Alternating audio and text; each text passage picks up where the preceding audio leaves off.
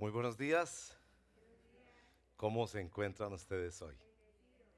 Bueno, me alegra mucho que conozcan y disfruten la bendición del Señor. Yo también me siento muy bendecido de estar de nuevo con ustedes y de compartir la palabra del Señor. Y muchas gracias a los que están en casa en este momento que son las 10:39,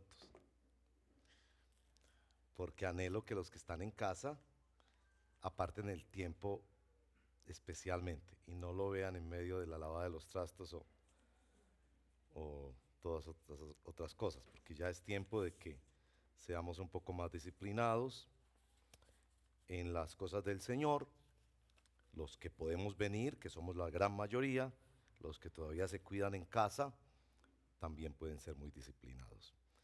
Que nuestros niños y familia y vecinos y todo el mundo sepa que somos cristianos comprometidos con el Señor. Amén.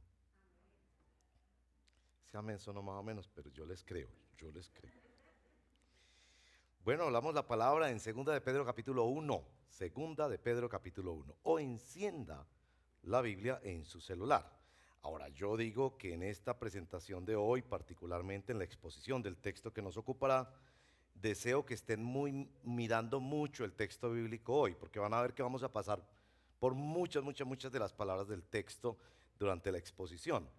Pero recomiendo a los que lo miran en el celular que hagan su mejor esfuerzo por resistir la tentación de mirar sus redes sociales mientras estamos acá, ¿verdad? Porque, cierto, no va aprendiendo y que me necesitan para algo y que el gato en la casa tuvo problema, y no puedo hacer nada ahora, ya vendrá el momento.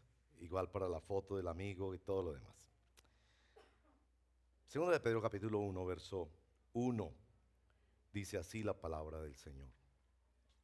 Simón Pedro, siervo y apóstol de Jesucristo, a los que por la justicia de nuestro Dios y Salvador Jesucristo han recibido una fe tan preciosa como la nuestra, dice Pedro. Verso 2, que abunden en ustedes la gracia y la paz por medio del conocimiento que tienen de Dios y de Jesús, nuestro Señor.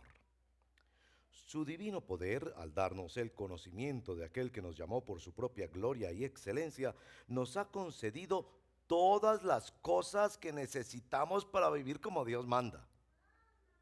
Así, Dios nos ha entregado sus preciosas y magníficas promesas para que ustedes, luego de escapar de la corrupción que hay en el mundo debido a los malos deseos, lleguen a tener parte en la naturaleza divina.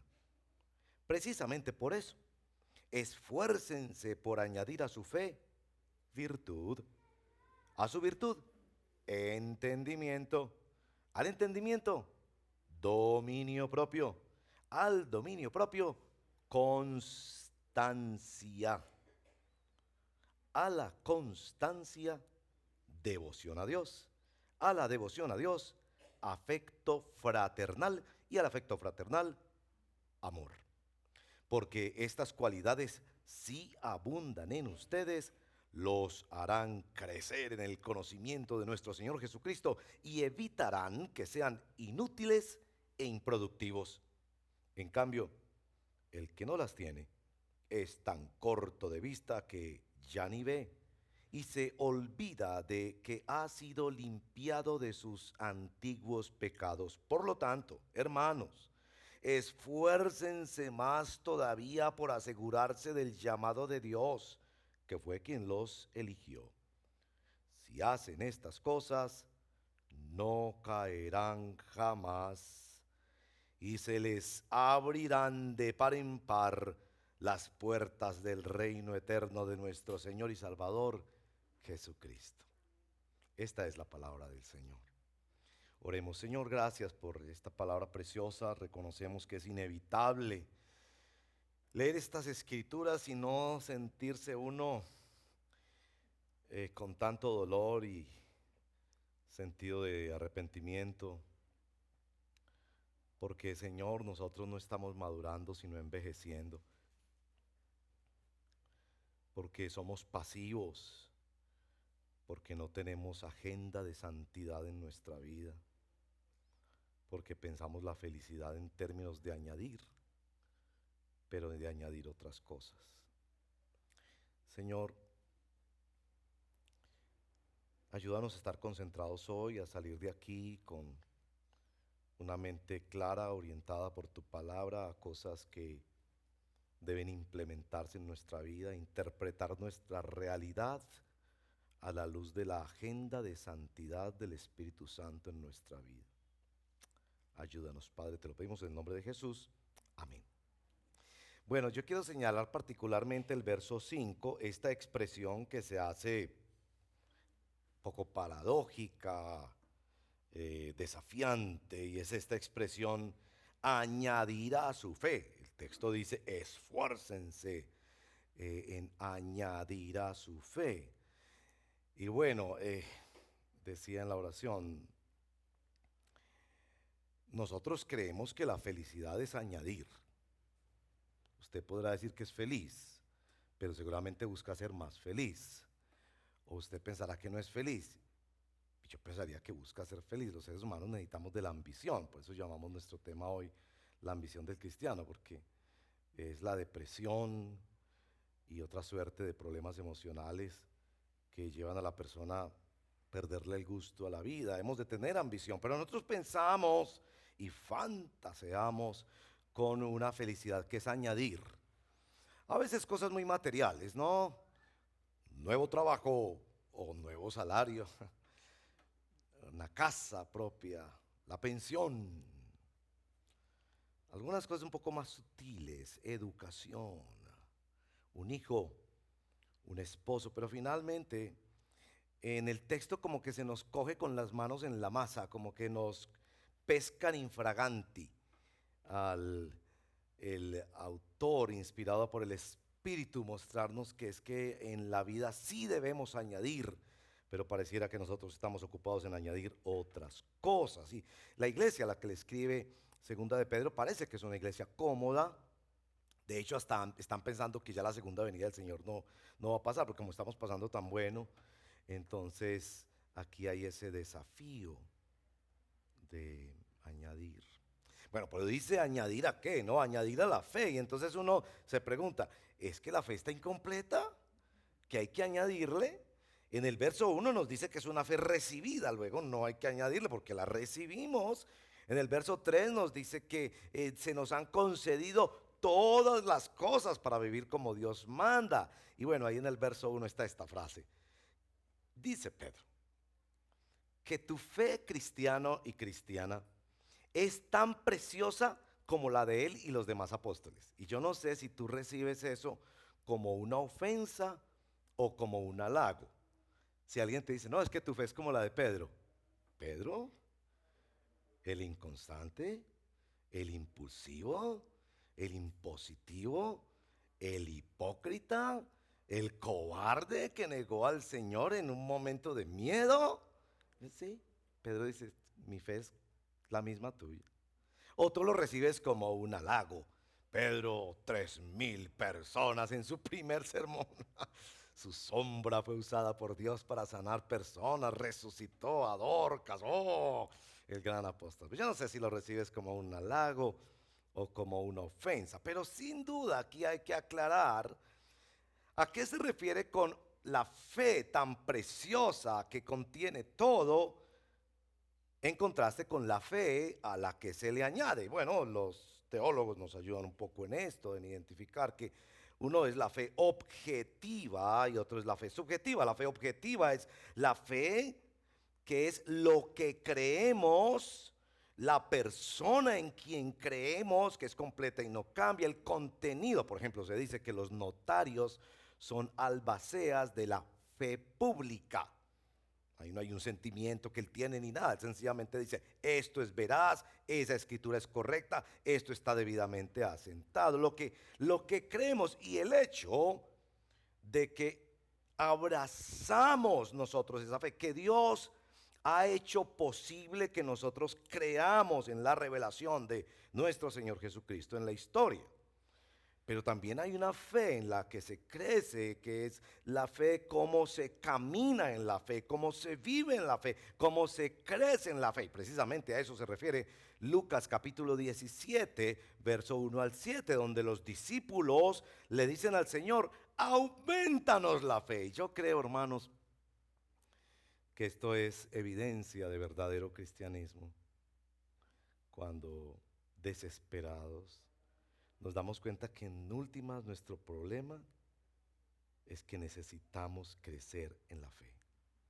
Que por qué caemos en esa tentación, que por qué nos metemos en esa relación licenciosa o destructiva, que por qué nos falta disciplina, que por qué no amamos, etcétera, etcétera, etcétera. Es que necesitamos que nuestra fe se aumente. Ahora, noten que ahí en el capítulo 17, ustedes recordarán, cuando los discípulos desesperados le dicen a Jesús, aumentanos la fe.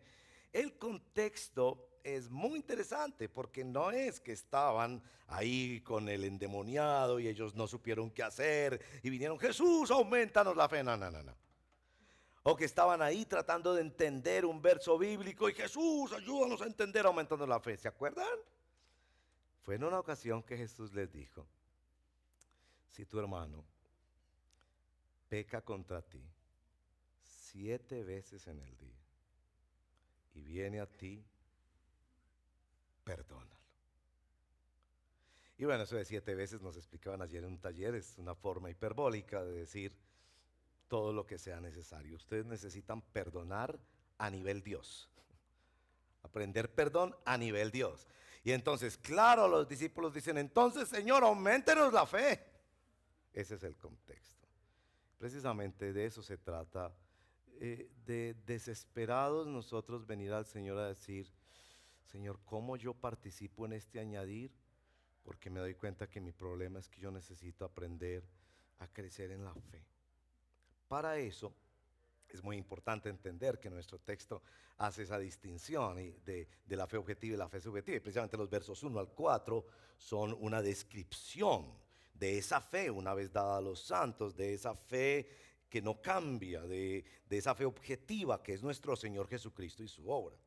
Pero en el verso 5 nos va a decir al verso 7, precisamente por eso, esfuércense en añadir.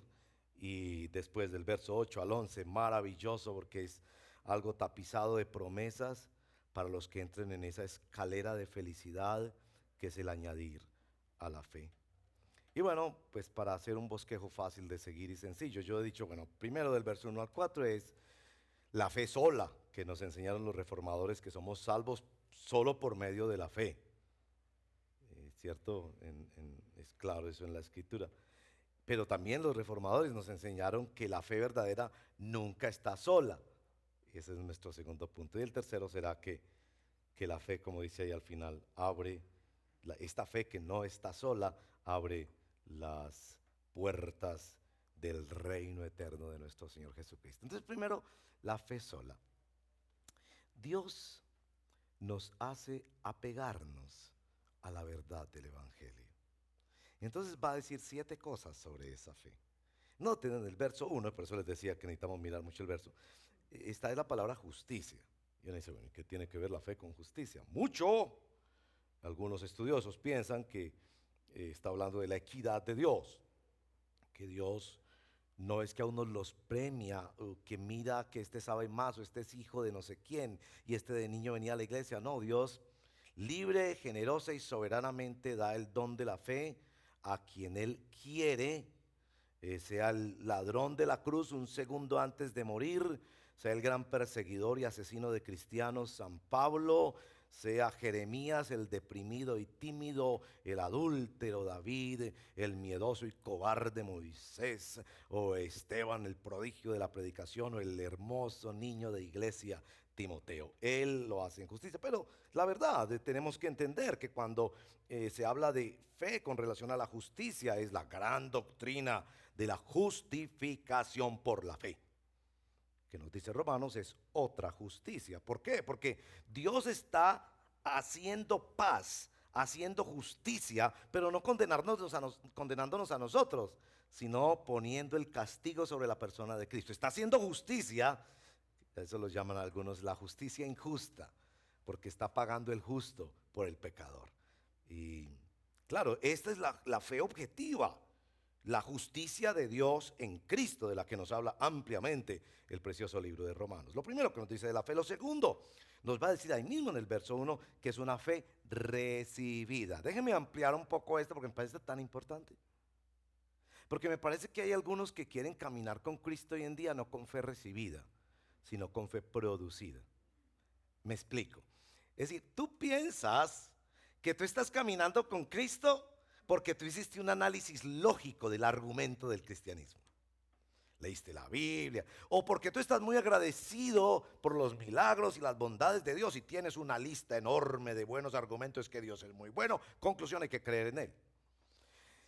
Y el texto dice que esta fe recibida es un don de Dios.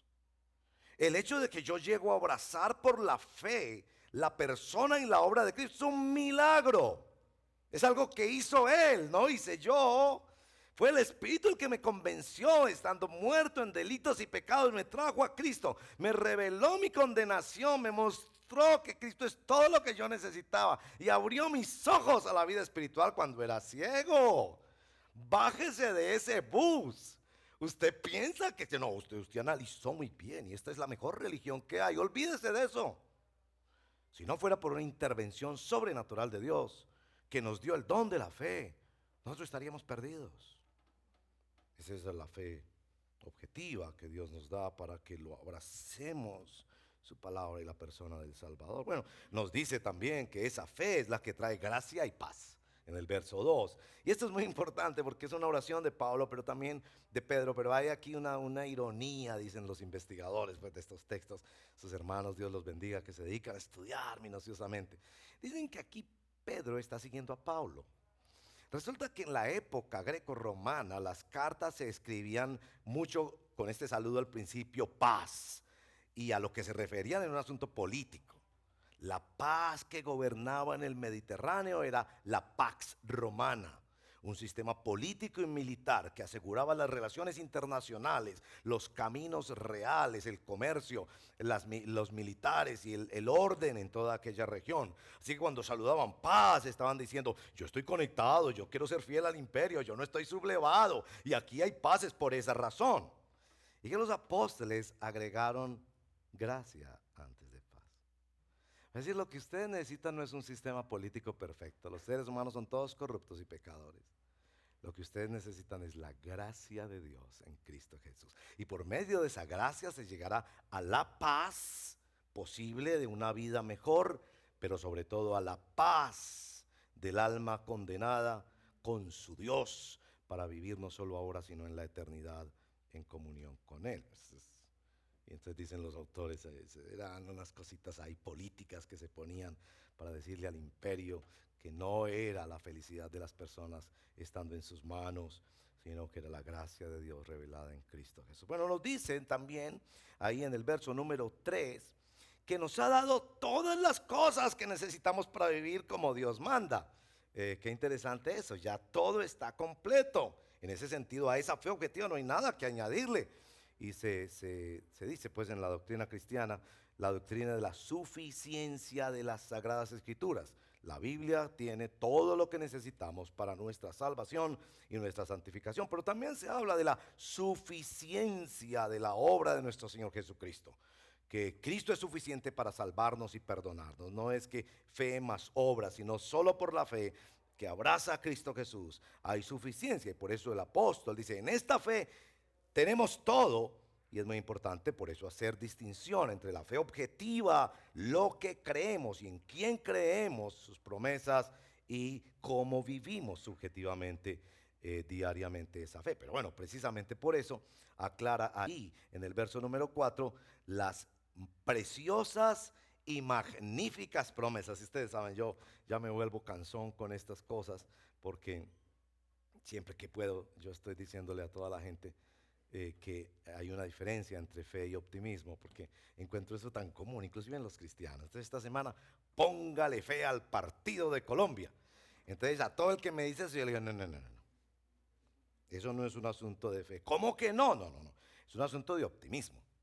Es decir, tengamos optimismo y tengamos una actitud positiva y pensemos que los muchachos, porque yo creo que sí fue gol de Mina. Entonces, tengamos una actitud que los muchachos son profesionales, capaces en el fútbol, los deportistas tremendos y que podamos ese grupito verlos llegar allá al mundial. Qué cosa tan maravillosa. Pero no es un asunto de fe y la razón por la que no es un asunto de fe es porque no hay promesa. Dios no nos prometió que Colombia ganara el partido.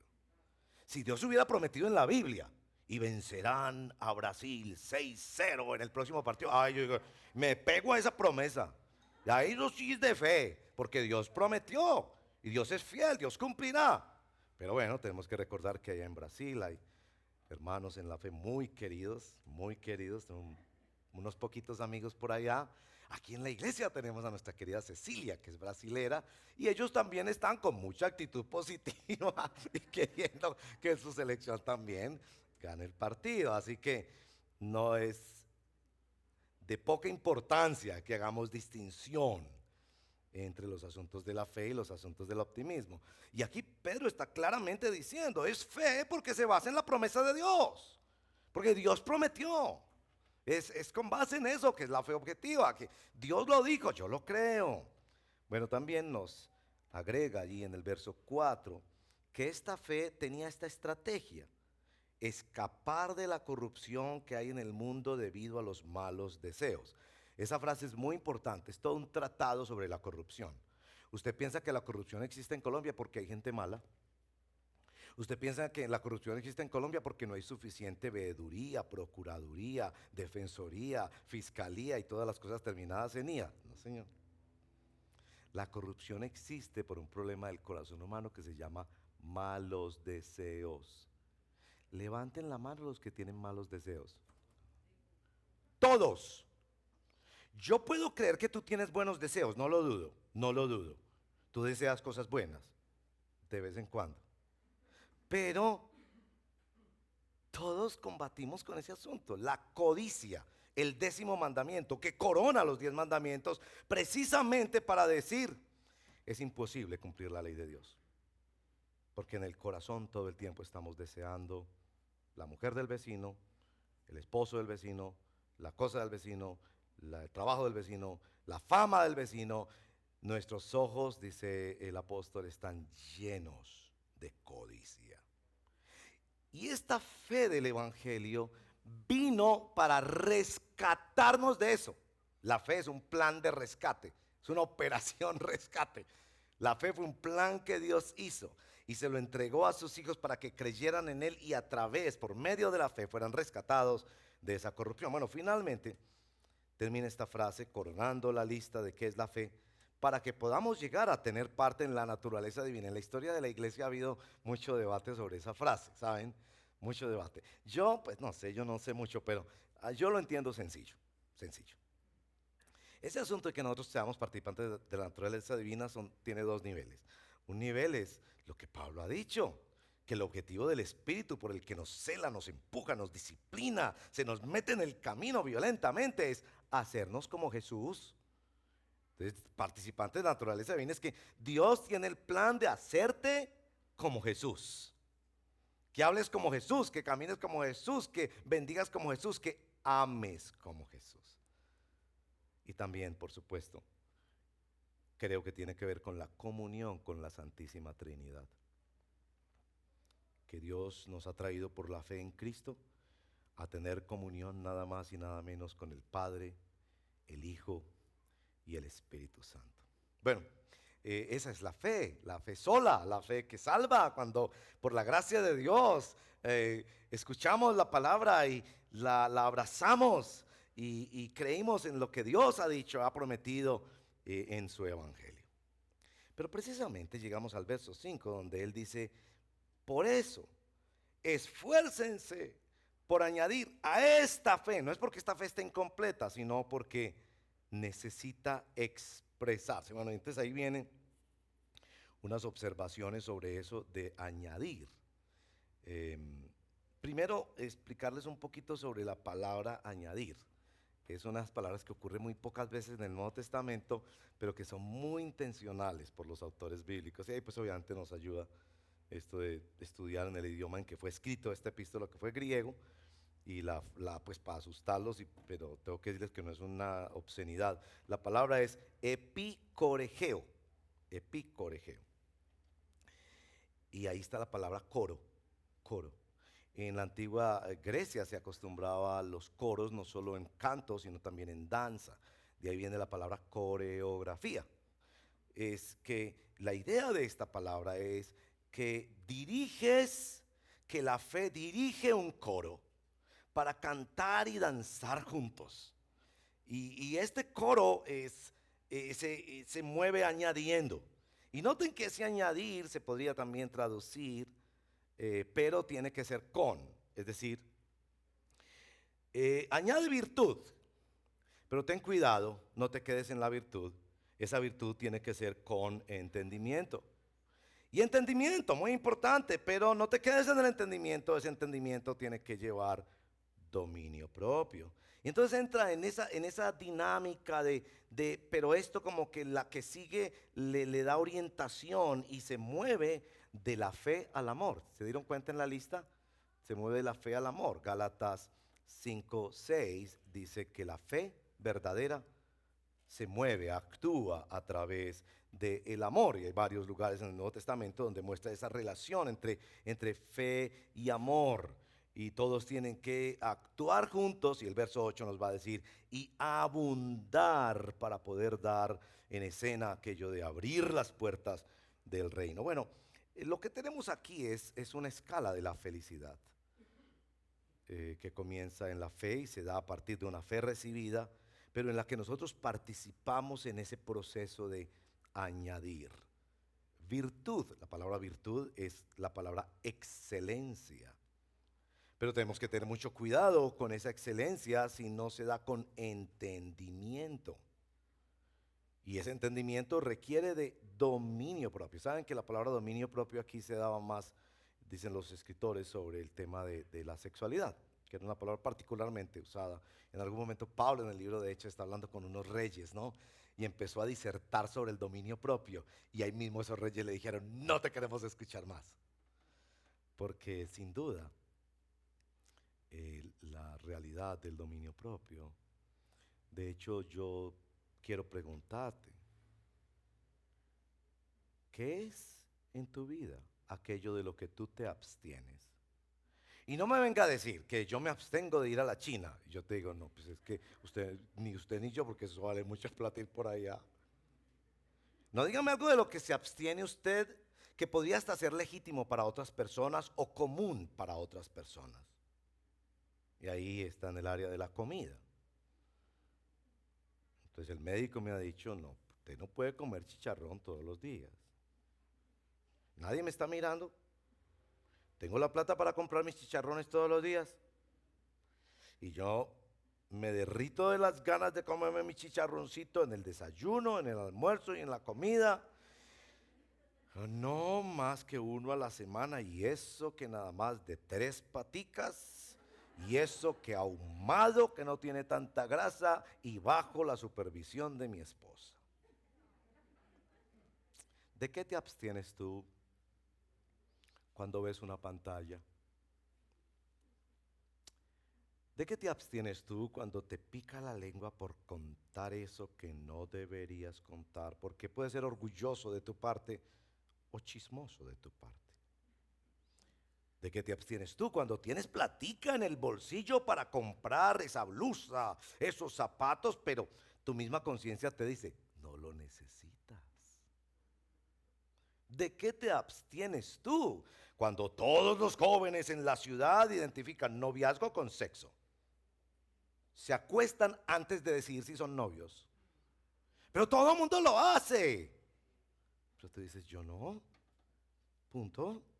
Yo voy a reservar esa cosa tan sagrada, tan santa, tan determinante y profunda para cuando haya un pacto matrimonial.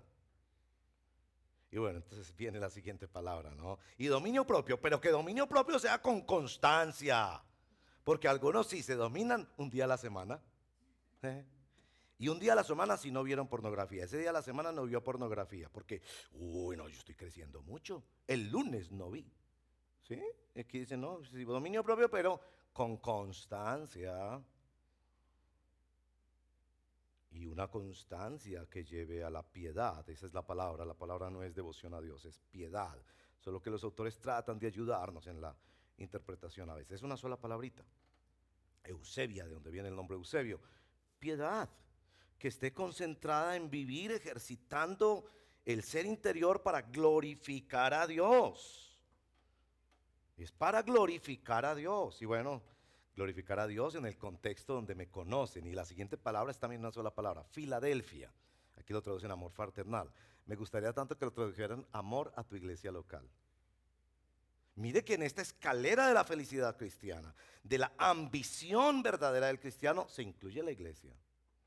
En estos tiempos que hay tanto individualismo y consumismo unilateral por parte de los cristianos. Filadelfia.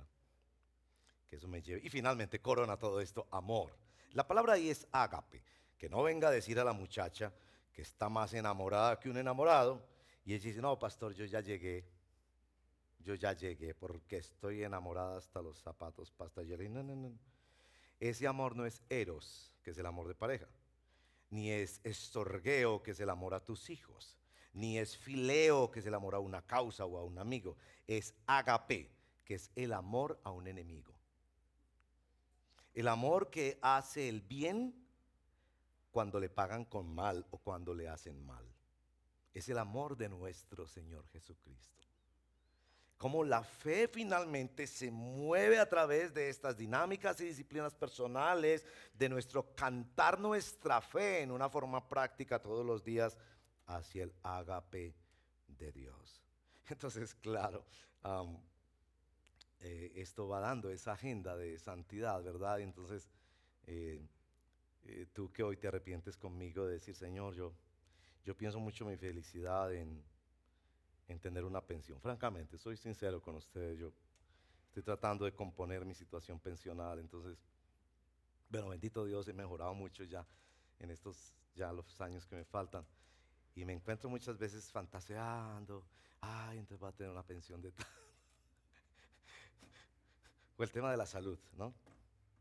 O el tema de mis nietos, que los vea caminando con Cristo, que todo eso. Y son cosas algunas nobles, otras un poco más materialistas, pero finalmente cosas en las que no aparece esta lista.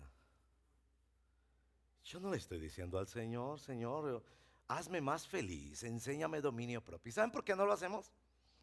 Porque sabemos nuestro Dios qué va a hacer. Si yo le digo al Señor, Señor, yo reconozco que necesito agenda de santidad en mi vida, dame dominio propio, ¿sabe qué va a hacer el Señor? Ponerme chicharrones todos los días. Ponerme pantallas con cosas que no debo ver todos los días. Meterme en conversaciones donde me pica la lengua para decir lo que no debo decir todos los días. Y entonces el cristiano dice, Señor, gracias, porque pues no me gusta, pero estamos en eso. O le dice, Señor, yo quiero crecer en amor. Dios te va a mandar personas muy difíciles de amar.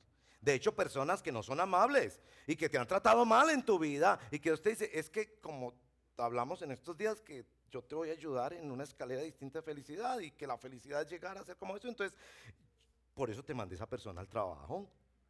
¿Te parece raro eso?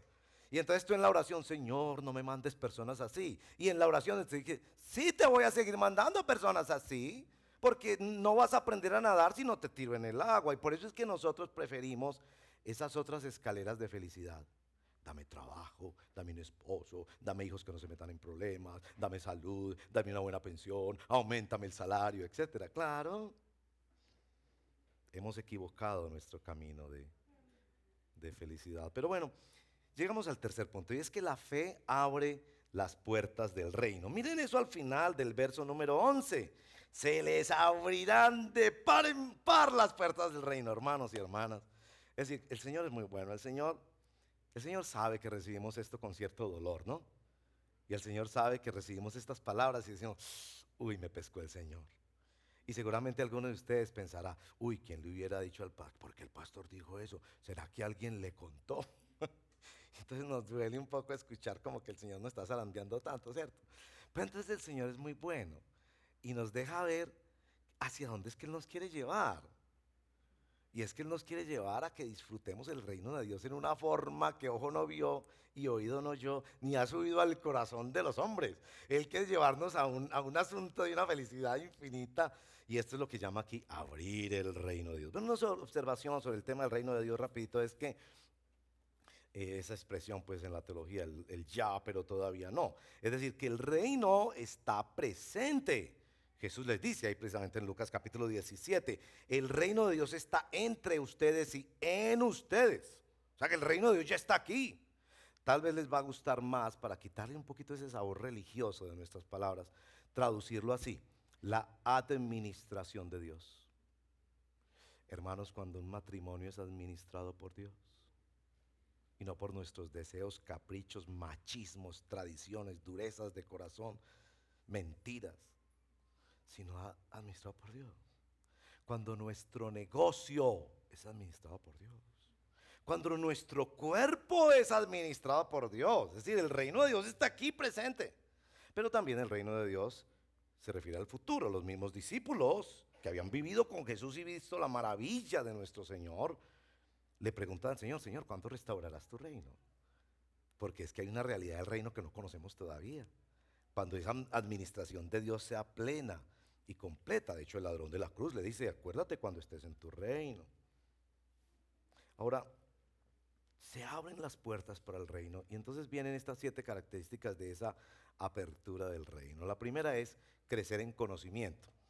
Bueno, la palabra conocimiento aquí, en ese verso 8, que es la primera característica de esa apertura del reino, no es la palabra gnosis, que es la clásica en el Nuevo Testamento para hablar de conocimiento, sino epignosis, que es para hablar de un conocimiento sobreabundante, pero particularmente de un conocimiento respaldado por la experiencia. Yo pensaba que puede ser como los estudiantes de medicina. Tengo un hermano muy querido que es médico, un hermano en la fe también, y ellos tienen que estudiar, uy, tan dura esa carrera, y Dios los bendiga mucho, una carrera muy difícil.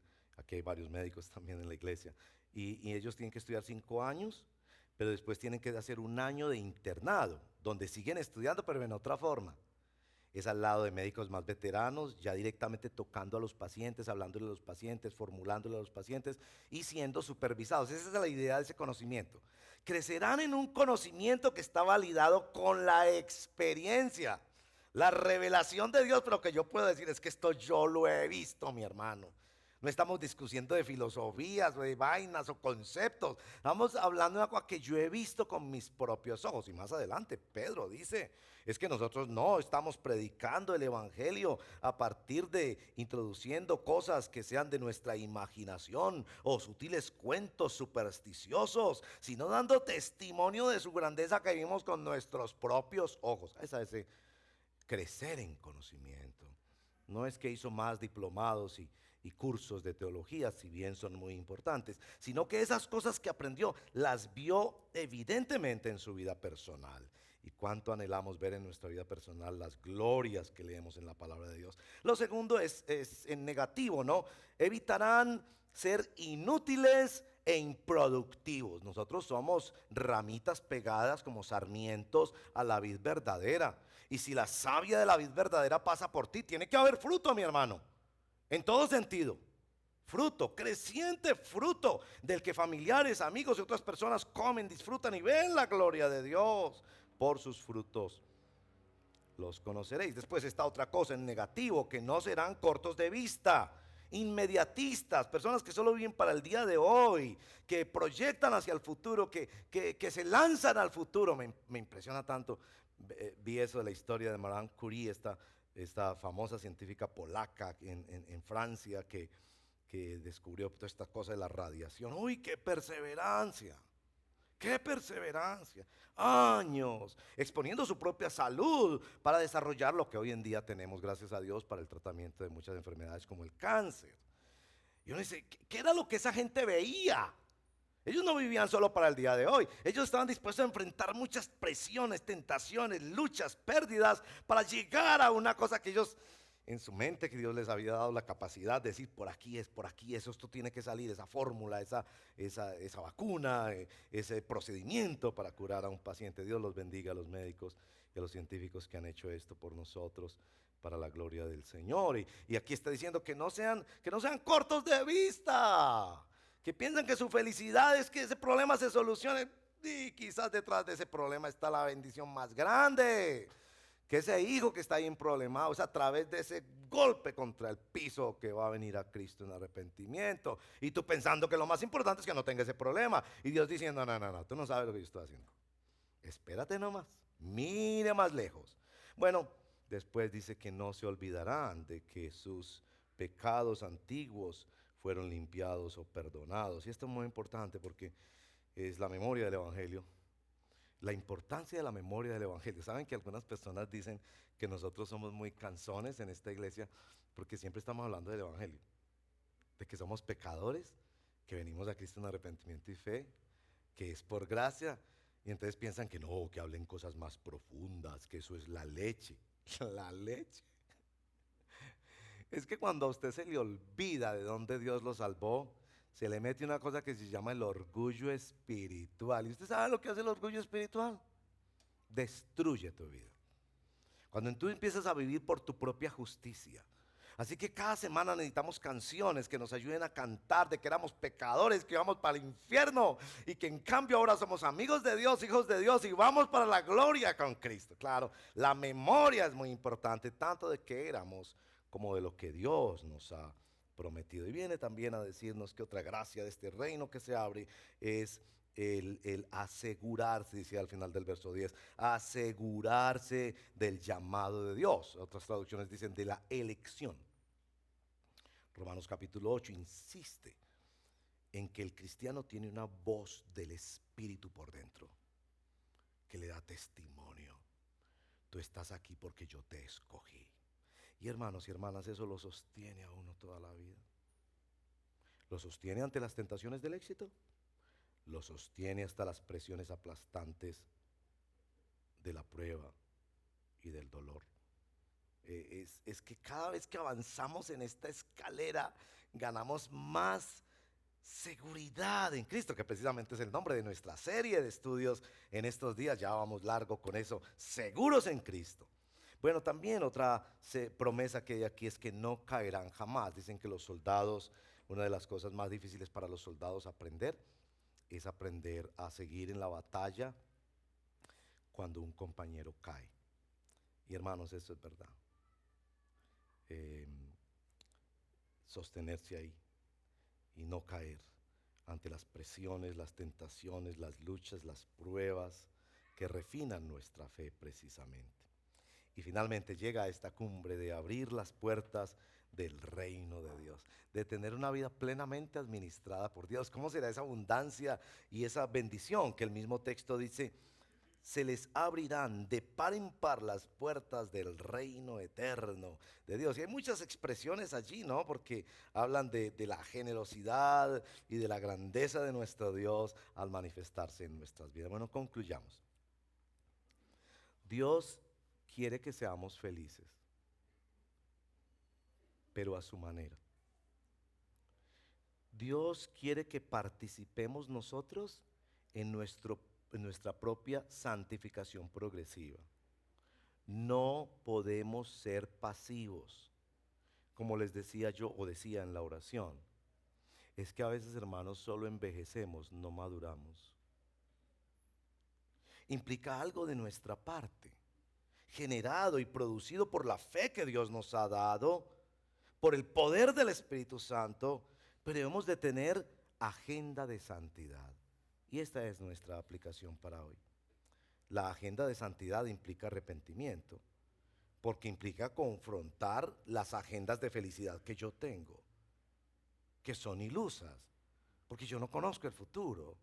¿Yo qué voy a saber? Que el sufrimiento que Dios va a traer sobre un hijo, un nieto, que le pido al Señor que no, pero ¿qué voy a saber? Que eso es lo que Dios va a usar para traerlos a su gloria, para llevarlos a la profundidad de la fe, para santificarlos, para evitarles inclusive meterse en problemas mayores.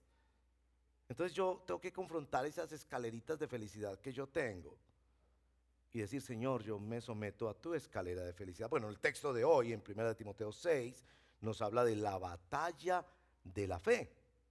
Y es que yo creo que como cristianos nos va a tocar batallar contra el pecado. Hermanos, un verdadero cristiano batalla contra el pecado. Así que yo quiero decirte, si tú no estás batallando contra el pecado, lo más seguro es que no eres cristiano. Yo estoy feliz que estés aquí, que sigas escuchando palabra de Dios, pero tengo que advertirte eso. Porque es que un verdadero cristiano en el bautismo está revestido de Cristo y le toca enfrentarse al Satanás, a la carne y al mundo todos los días. Tal vez tú no luchas con el alcoholismo, o tal vez sí. O tal vez tú no luchas con la pornografía, o tal vez sí. O tal vez no luchas con la vanidad, o tal vez sí. O con el chisme, etcétera, etcétera. Pero tienes que estar luchando con algo. Y el texto dice que no solo se batalla la fe, sino que se echa mano de la vida eterna. Se ejercita para la piedad.